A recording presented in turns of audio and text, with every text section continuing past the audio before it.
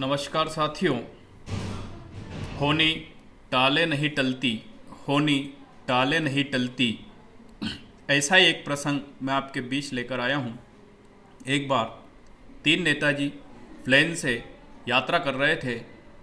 Plane में तकनीकी खराबी आने के कारण प्लेन अचानक से क्रैश हो जाता है और तीनों ही एक एक करके मृत्यु को प्राप्त हो जाते हैं। तीनों को यमदूत यमलोक में यमराज के समक्ष लेकर पहुंचते हैं और यमराज से बोलते हैं, महाराज मृत्युलोक से 3 जीवों को लेकर आए हैं। यमराज उस दिन मूड में थे और चित्रगुप्त को किसी प्रकार का निर्देश दिए बिना उन्होंने कहा कि इन तीनों को स्वर्ग में डाल दो। यमदूत आश्चर्य में उन्होंने पूछा, महाराज बिना चित्रगुप्त का लेखा जोखा देखे बिना तीनों को स्वर्ग में? हाँ, मैंने कहा है तीनों को स्वर्ग में डाल दो। यमदूत पुनः आते हैं, महाराज स्वर्ग में 2 ही स्थान खाली हैं, फिर एक और का क्या किया जाए और नरक में किसको डालें? यमराज ने कहा, एक काम कीजिए, तीनों की परीक्षा आयोजित कर लीजिए। मृत्युलोक में भी मानव बहुत सारी परीक्षाओं का सामना करता है और इन तीनों की यहाँ भी एक परीक्षा आयोजित की जाए। परीक्षा का आयोजन हुआ। पहले से मौखिक प्रश्न पूछा गया, भारत को अंग्रेजी में क्या कहते? उसने जवाब दिया, इंडिया। दूसरे से पूछा, इंडिया की स्पेलिंग बताइए।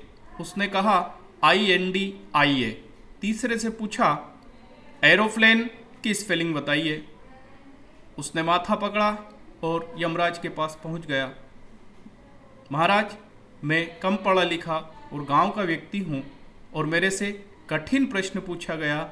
यमराज ने कहा, एक काम कीजिए, फिर से परीक्षा का आयोजन कीजिए। फिर मौखिक परीक्षा। पहले से पूछा, जलियांवाला बाग हत्याकांड कब हुआ था? उसने कहा, अप्रैल 1919। दूसरे से पूछा, उसमें कितने लोग मारे गए थे? उसने जवाब दिया, लगभग 1000 लोग उस कांड में मारे गए थे।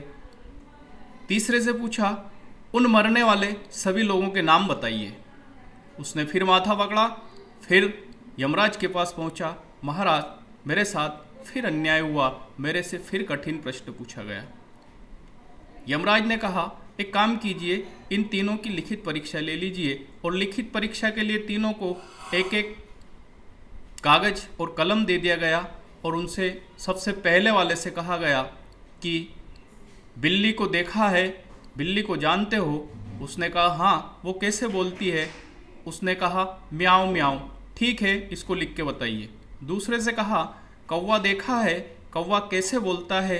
ये लिख के बताइए। उसने लिख दिया, काऊ काऊ। तीसरे से पूछा, ठीक है, तुमसे गांव का ही प्रश्न पूछते हैं। ग्वाला जब अपने ढोर को इधर उधर घेरता है तो वह किस प्रकार से उनको निर्देश देता है? तो तीसरे ने कहा, यमदूत ने कहा, ठीक है, इसको लिख के बताइए। उसने फिर माथा पकड़ा और वह विचार करने लगा कि शायद मेरे भाग्य में मेरे कर्मों के आधार पर नरक ही लिखा है, इसलिए मेरे सामने तीनों बार कठिन प्रश्न आए। साथियों, यह प्रेरक प्रसंग कैसा लगा? और इस प्रकार के वीडियो देखने के लिए चैनल को सब्सक्राइब अवश्य कीजिए। धन्यवाद।